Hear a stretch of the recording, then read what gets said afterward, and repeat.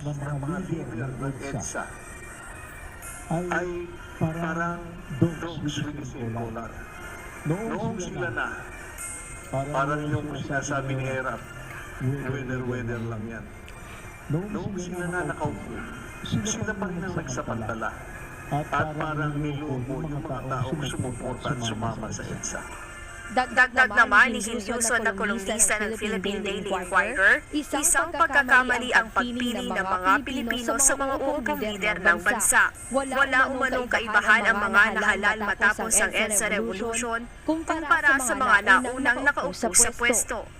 Sa akin ang pagkakamali ay ang ating pamimili ng mga pinuno. Na-reforma kasi yung mga ating inalal na pinuno ay hindi naman nag-iba dun sa, the people that who were there in power before. Right now, we put